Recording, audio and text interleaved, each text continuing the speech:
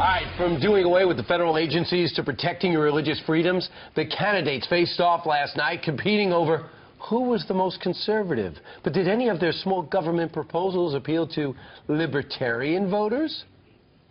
If somebody is being pressured to participate in something that is against their deeply held religious beliefs, then we're going to have to think about dealing with it with a law. If you look at every single agency, we can cut it down, and I mean really cut it down and say... The framers of the Constitution understood that you cannot have life and you cannot have liberty and you cannot pursue happiness if you are not safe. When it comes to the Constitution and Bill of Rights, I can tell the men and women at home, I will never compromise away your religious liberty.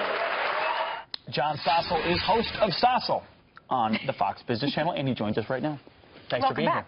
Those sound bites you picked, those were probably the best for us libertarians. Most of it is not. Most of it's not.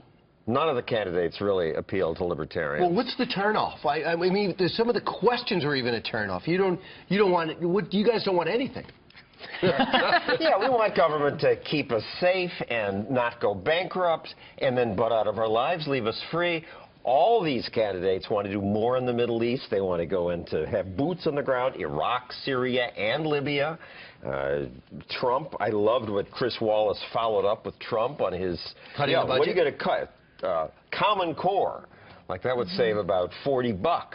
And Chris Wallace correctly said your plan will increase the deficit $10 trillion. But John, if voters wanted isolationism, if they wanted non-interventionism, Rand Paul articulated that time and time and time again on the debate stage, and he was never able to crack through. So what's to say that most Republican voters want what libertarians are giving on that? You're absolutely right. And I can say, well, Rand didn't present it well enough. He didn't really point out that when you go in there and say, we're going to put boots on the ground and we're going to kill them, that you create new terrorists who are going to be worse later. But you're right. My side isn't winning. But eventually, people aren't foolish endlessly. They'll wise up. If you had to choose one candidate, what's the one the libertarians should choose? I know who he's going to say. Maybe Marco, maybe Cruz. Why?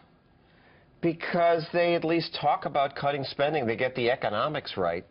Right. All right. So John, Republicans' big challenge, get millennials interested. The bigger challenge for libertarians, get millennials interested. You even had a... Just wake everybody up that government fails. Right. Just agree with Stossel. That's how you wake up. But what did you find when you went out? You did a special on this.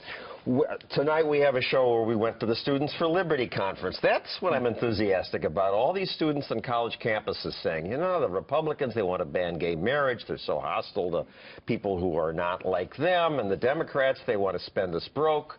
We just want to be free.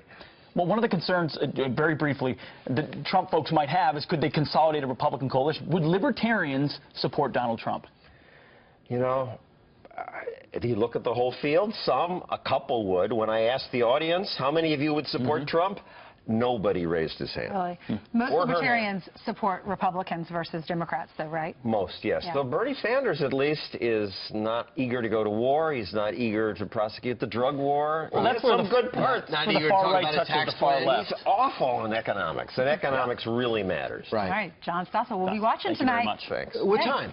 8 o'clock. All right, we're going to watch Stossel on Fox Business Network.